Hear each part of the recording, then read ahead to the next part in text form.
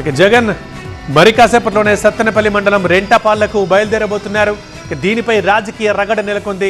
పల్నాడులో గొడవలు రేపేందుకే జగన్ వస్తున్నారని టీడీపీ ఆరోపిస్తుంది. బట్ వైసీపీ కౌంటర్ ఇస్తుంది.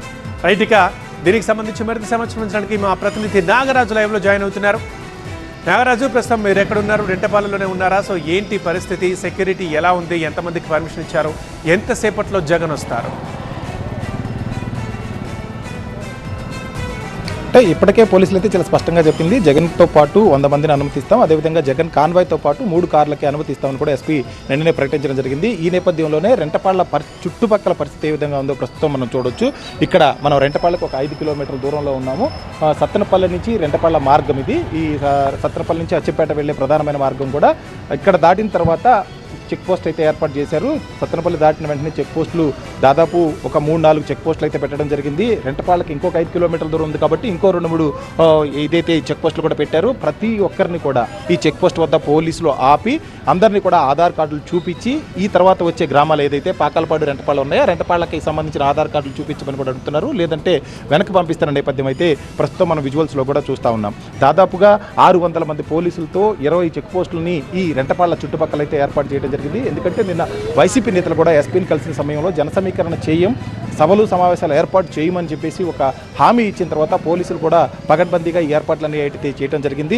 మరికొద్దిసేపట్లోనే జగన్ అయితే తాడేపల్లి నుంచి రెంటపాళ్ళకు బయలుదేరనున్నారు. ఈ నేపథ్యంలోనే ముందస్తుగా ఎవరిని కూడా చెక్ చేయకుండా అయితే మాత్రం చెక్ పోస్ట్ నుంచి ముందుకు పంపించే పరిస్థితి అయితే కనిపించడం లేదు. సత్తెనపల్లి నుంచి ప్రధానమైన మార్గం కాబట్టి ఇలా విధంగా రెంటపాళ్ళ వరకు కూడా చెక్ పోస్ట్ ఏర్పాటు చేసి ఎక్కడికక్కడ ఏ గ్రామానికైతే ఉందో ఆ గ్రామం ముందుగా ఈ విధంగా చెక్ పోస్టులు ఏర్పాటు చేస్తున్నారు.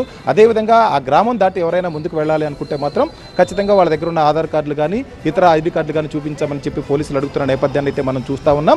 ఎక్కడా కూడా రెంటపాళ్ళలో 100కు మించి ఎక్కువ మంది గ్యాదర్ కాకుండా ఎక్కువ మంది సమీకరించకుండా వైసీపీ నేతలకు ఇప్పటికే కూడా నోటీసులు ఇచ్చారు. వివిధ ప్రాంతాల్లో ఉన్న వాళ్ళందరికీ కూడా ఏదైతే ఎస్పీ ముందస్తుగా చెప్పిన ఆదేశాల మేరకు ఎవరు కూడా జన సమీకరణ చేయొద్దు, ఒకవేళ జన సమీకరణ చేసినట్లయితే ఖచ్చితంగా కూడా చట్టపరమైన చర్యలు తీసుకుంటామని చెప్పేసి చెప్పిన నేపథ్యం ఆ నోటీసులో మనకు కనిపిస్తూ ఉంది. కాబట్టి గుంటూరు నుంచి సత్తెనపల్లి మార్గం కావచ్చు, సత్తెనపల్లి నుంచి అచ్చంపేట వెళ్లే మార్గం, అదేవిధంగా ఇప్పటికే నర్సాపేటకు సంబంధించిన కొంతమంది నేతలు మాజీ ఎమ్మెల్యే గోపిరెడ్డి శ్రీనివాసరెడ్డి లాంటి నేతలు సత్తెనపల్లి వచ్చారు. సత్తెనపల్లిలో కార్యకర్తలతో వెళ్లే ప్రయత్నం చేస్తే పోలీసులు అక్కడ అడ్డుకోవడం జరిగింది. వారందరినీ కూడా అక్కడి నుంచి వెనక్కి పంపించిన నేపథ్యం సపోర్ట్ చేస్తామని అంటున్నారా? ఈ 100 మంది పర్మిషన్కు సంబంధించి వాళ్ళు ఏం చెప్తున్నారు? అయితే కొంతమంది వైసీపీ నేతలు మాత్రం మాజీ ఎమ్మెల్యేలు కొంతమంది అయితే మాత్రం రెంటపాళ్ళ ఖచ్చితంగా వెళ్ళి తీరుతాం, మేము ఒక్కళ్ళమే వెళ్తాం, జన సమీకరణ అయితే చెయ్యం అని చెప్పేసి చెప్పిన నేపథ్యం మనం చూస్తూ ఉన్నాం. కొంతమంది ఇప్పటికే ముఖ్యమైన నేతలంతా కూడా వివిధ విభాగాలకు సంబంధించిన కొంతమంది ముఖ్యమైన నేతలు కూడా రెంటపాళ్ళ చేరుకున్నారు. మరి కొంతమంది మార్గ మధ్యలో ఉన్నారు. కొద్దిసేపట్లో చేరుకునే అవకాశం అయితే కనిపిస్తూ ఉంది. జన సమీకరణ చేయనప్పటికీ నేతలు మాత్రం అక్కడికి రెంటపాళ్ళ వచ్చే ప్రయత్నం అయితే చేస్తూ ఉన్నారు. వారితో పాటు కొంతమంది కార్యకర్తలు కూడా వస్తున్నారు.